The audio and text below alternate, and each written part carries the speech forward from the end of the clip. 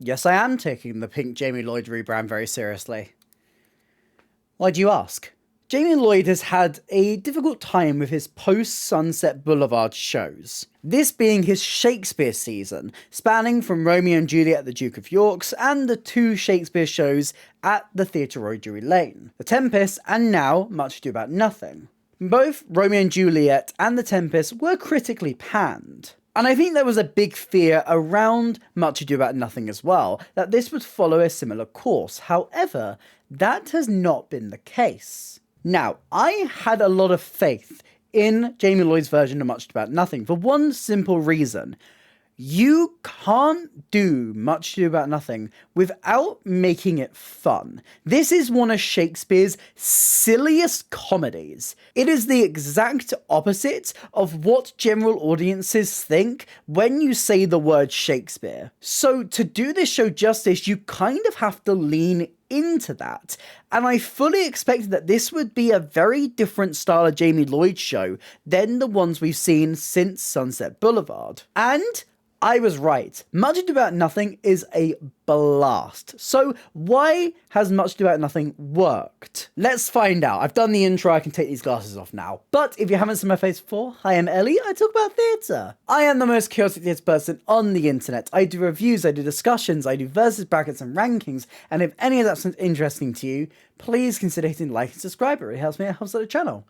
But let's dive in to Much Ado About Nothing, the pink version. I'm really glad I held out faith for this version of Much Ado About Nothing, because it's exactly the campy, silly type of antics I want out of Much Ado About Nothing. But what's really interesting about it is while it is very different to some other Jamie Lloyd productions I've seen, it still feels uniquely his. It just expands on some different things that we even saw in productions like Sunset Boulevard, that feel very tonally succinct with Much Ado About Nothing. If you are somehow unfamiliar with Much Ado About Nothing, it follows a group of friends trying to trick enemies Benedict and Beatrice into thinking that they each have a crush on one another, and wacky hijinks ensue. This is one of my favourite Shakespeare comedies, because you really get to lean into the silliness of this concept. It is a classic enemies to lovers story, and the text itself is very playful with that. I think out of a lot of Shakespeare's texts, it's actually his comedies that hold up the best. Because yes, all of them have moments of heightened tension, all of them have serious moments, and Much Ado About Nothing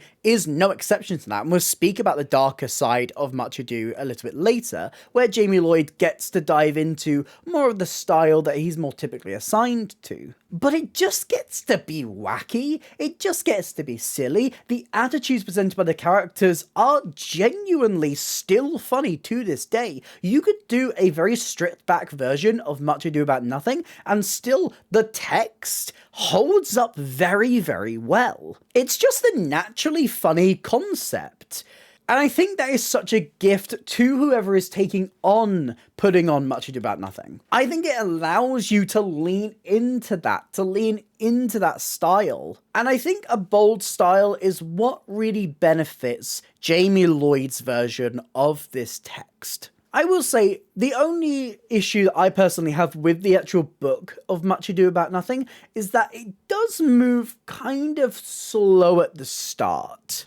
There's a lot of setting up it has to do of Benedict and Beatrice, their conflict, the reasons that they don't like each other, their own worldviews, and this can be a little bit much to get through at times. It also has to set up the villain story, it has to set up Claudio and Hero. There's a lot that it has to kind of get through before you can get to the real meat of Much Ado About Nothing, and the real, riotous funny moments. As a play, I don't think it really hits its stride until the middle of Act 1, but when it gets there, oh my god it does. It just suddenly goes all guns blazing from the party onwards, and then dives into some of the funniest scenes ever written. These classic moments that are really well reinvented in this version. Of course, there is the main plot with Benedict and Beatrice. It's so fun to watch these two go from literally at each other's throats to potential lovers in a matter of minutes. And honestly,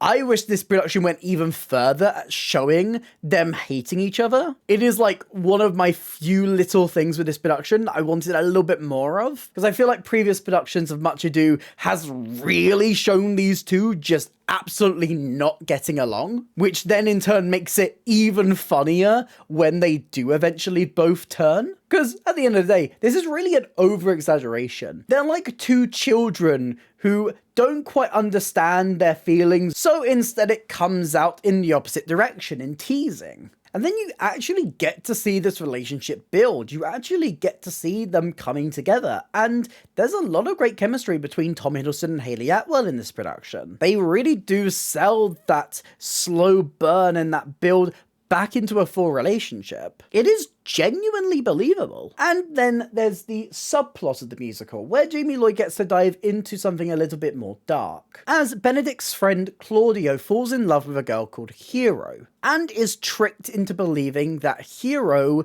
is not faithful to him, leading to these really big, heightened, dramatic moments. I really love the contrast of this bright pink stage and these really heated fights happening in front of us. But I think it is mostly important to speak about the specific choices in design and direction around this production. Because as you would expect from a Jamie Lloyd production, this does take a lot of bold swings. But these swings feel very fitting to what Much Ado About Nothing is about, stripping it back in many interesting ways, but still keeping a lot of its identity. Something that was maybe lacking in something like Romeo and Juliet. While there's no set for this production, the entire stage is bright, covered completely in pink confetti. And when I tell you there's a lot of it, there is.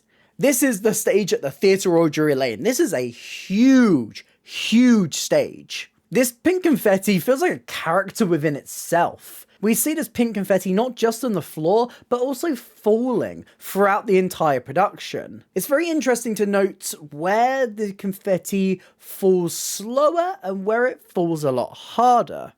It feels like they choose very key moments to heighten the falling of this confetti, choosing these big heightened moments where it completely showers down, versus some smaller, quieter scenes, especially towards the start, where it's kind of dripping here and there, almost unnoticeable. It's a really nice touch to use this falling confetti to reflect the heightened moments of tension, to reflect the characters and the emotion on stage. It allows the space to reflect the characters themselves. There's not much else that fills the quite empty space other than the abundance of confetti. There's a chair for every performer, and they stay on stage for the majority of the show. And other than that, there's a table, some cardboard cutouts, and is there anything else I'm forgetting? Oh yeah, a giant love heart-shaped balloon. I told you it was camp! This giant balloon takes center stage in certain moments of the show, most notably being present during the final moments of Act 1, where the friends are tricking Beatrice and Benedict, leading to some amazing comedic moments with this. Beatrice listening into a conversation that's happening behind the balloon, and forcing herself to walk around it as they come around. And Benedict just absolutely going to town on it. Shoving his head all the way up in it, I'm surprised he didn't suffocate. While this set is simple, it's very effective. It has these very playful touches and allow for some fun ideas. Obviously, I mentioned some things they do with the balloon. It's incorporated well into these scenes, but it's also how they use the confetti. Not just with its falling to show heightened emotion, but also in how it's used for comedic relief. Tom Hiddleston basically giving us a comedic masterclass as he buries himself in the confetti, or jumps through it into a trapdoor. They use it very, very well.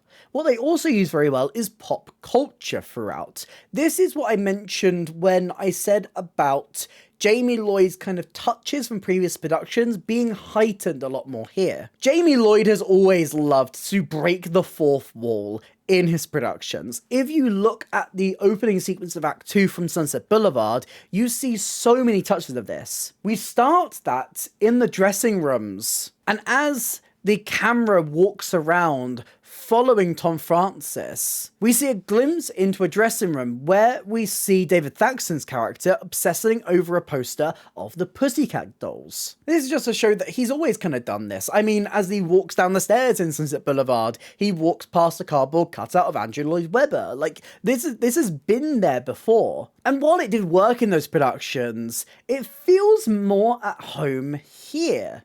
In a full production that is very tongue-in-cheek, that is very camp, that is very silly, and it kind of allows Jamie Lloyd to lean into more of that style. A style that people who have discovered him through something like Sunset Boulevard haven't seen to its full extent. We obviously get references to Tom Hiddleston and Hailey Atwell's Marvel career. There's the music that's embedded throughout the entire piece. Margaret singing all of these, played by Mason Alexander Park. And this also bleeds into the pre-show, where even like the ushers in the theatre are dancing along to the pre-show medley. These upbeat pop hits all about love. And there's even a moment where the actual Shakespeare text gets a little Backstreet Boys twist, which really leans into the style of Much Ado About Nothing, really leans into the silliness, the campness, and the heightened state of this entire melodrama. But I think most of all,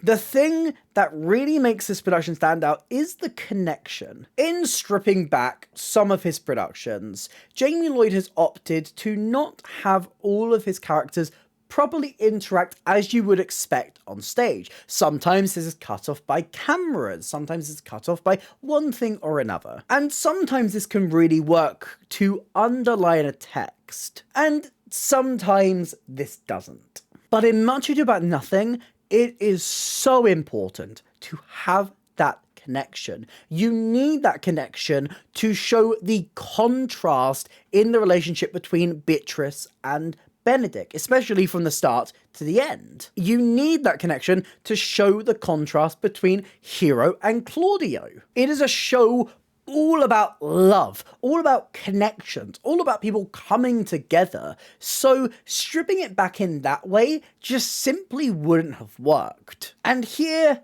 you really do feel that connection. You get to see and understand the dynamics between all of these different characters. I'm really glad that Lloyd has kind of picked and chosen his moments to strip it back, to go a little bit more non-naturalistic. And while other productions have gone for cameras in that stylization, this has gone for a much more larger-than-life approach that really does match what Shakespeare's initial text presents, resulting in this production that is full of joy, that is camp, that is silly, where we see Tom Hiddleston twerking on stage. It's an absolute party, and it's so much fun. It's exactly what you want to see out of a production of Much Ado About Nothing. This text really benefits from an approach like this, and there is some really clever moments of direction from Jamie Lloyd. While it does feel in huge contrast to some other productions he's done,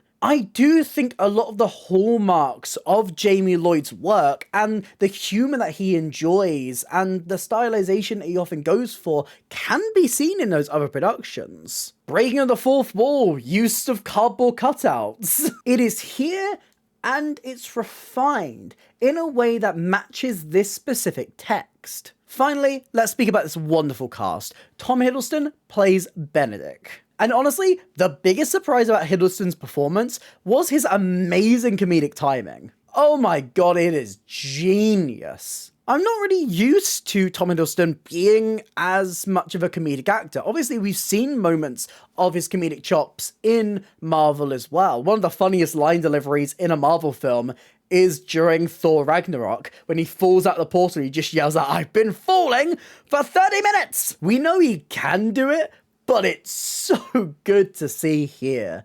His little reactions, his confidence, and the ways that he's undermined, he sells every single moment, as well as becoming a really strong male lead as well. There's a lot of moments where he stands his ground in the relationship. There's a really interesting dynamic that is built between Benedict and Beatrice, not just in the moments where they are angry or falling in love, but also in the moments where they're not sure of what their relationship is going to be. When Benedict has got to choose which side he goes for. Will he stand up for his friend Claudio, or will he fight for his new love? And Hiddleston really sells this push and pull that Benedict feels in this show, nailing these more serious moments, but also providing some of the funniest things I've seen on stage. And if you've seen the show, you know exactly the sequence I am talking about. It is just 10 minutes of you watching Tom Hiddleston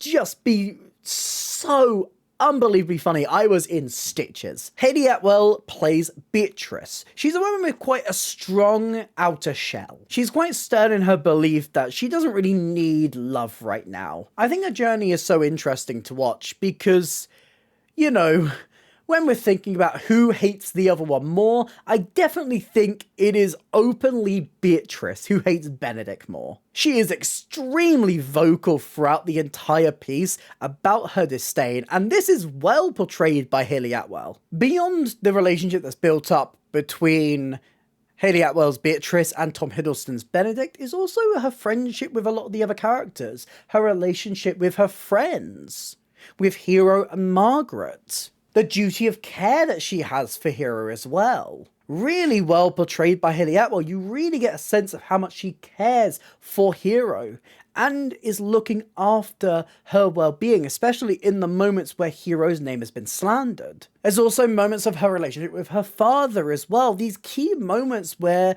Hailey Atwell gets to really flesh out the character of Beatrice and show very different dynamics. And of course, everything I say about Tom Hiddleston's performance and the chemistry that is built goes for Hailey Atwell as well.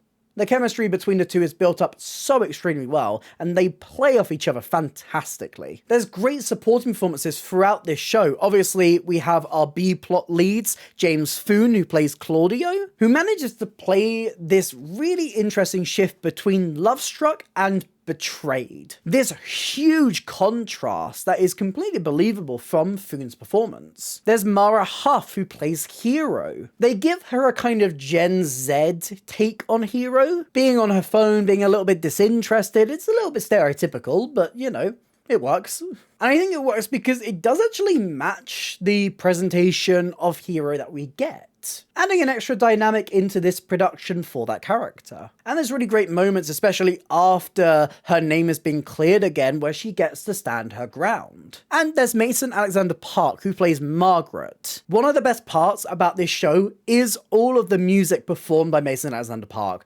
Oh my god, they have a voice.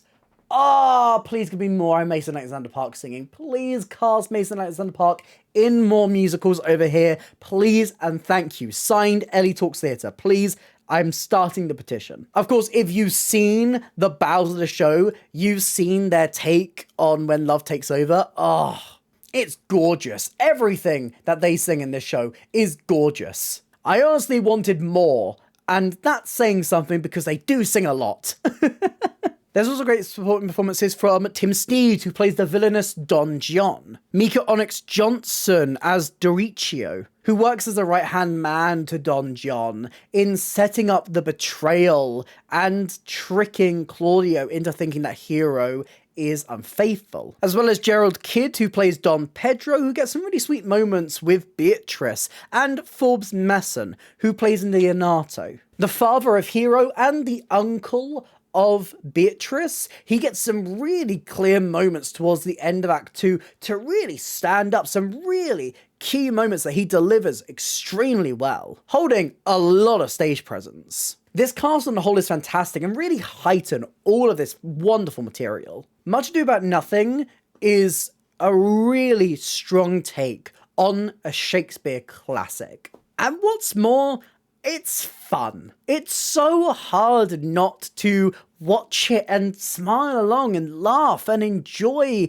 these silly, campy moments, especially in a production that really gets to lean into that style. Lloyd's take strips back, yes, but also heightens in so many different ways through the choices in the design, through adding the pop music, through adding the pop culture references. I think it's a great take on one of my favourite Shakespeare comedies. But what do you think? Have you seen this production of Much Ado About Nothing? Let me know all your thoughts on it in the comments down below. If you did enjoy this video, please consider hitting like and subscribe. It really helps me, it helps out the channel. Here's some links to some other videos on screen right now and a link to my Instagram if you'd like to drop me a follow over there. There's other social links and a merch store in the description down below. But that's it for me today, and I hope to see you next time. Bye.